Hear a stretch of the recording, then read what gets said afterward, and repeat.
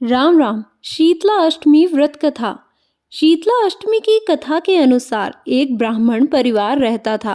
ब्राह्मण दंपति के दो बेटे थे। उनकी शादी हुई और दो बहुएं आ गई।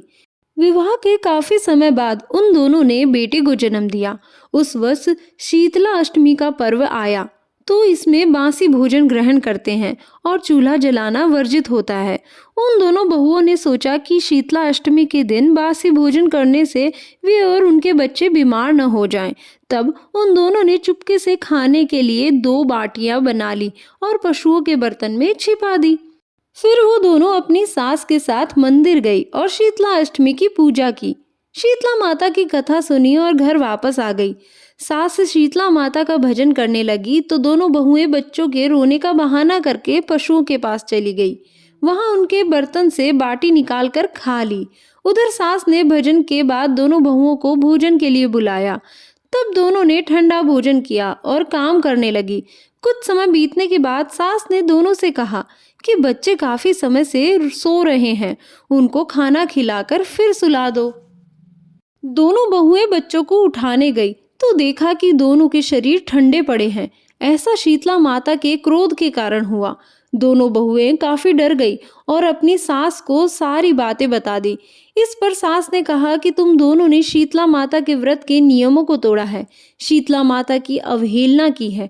सास ने गुस्से से दोनों को घर से निकाल दिया और कहा कि दोनों बच्चों को पहले की तरह स्वस्थ लेकर आना। दोनों बहुएं वहां से चली गई। दोनों एक खिजड़ी के पेड़ के नीचे पहुंची जहां पर दो बहनें शीतला और ओरी बैठी थी। दोनों के बाजुओं में जुएं थी। दोनों बहुएं वहां पर बैठ गई और उनके बालों से जुएं निकाली।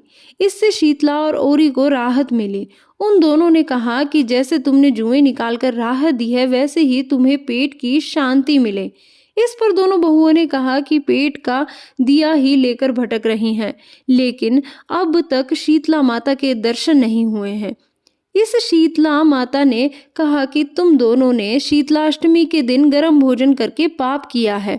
यह सुनते ही उन दोनों ने शीतला माता को पहचान लिया। उनको प्रणाम करके अपनी गलती के लिए क्षमा मांगी और कहा कि फिर आगे से ऐसी गलती कभी नहीं करेंगे। उनके वचन देने पर शीतला माता प्रसन्न हुए और उनकी कृपा से दोनों बेटे जीवित हो गए। दोनों बहुएं खुश हो गई और अपने बच्चों के साथ गांव वापस आ गई। उन दोनों ने अपनी सास से पूरी घटना बताई और शीतला माता के दर्शन देने की बात कही तो पूरे गांव में उनका स्वागत किया गया। गांव के लोगों ने कहा कि वे गांव में शीतला माता मंदिर का निर्माण कराएंगे ताकि पूरे गांव पर उनकी कृपा बनी रहे।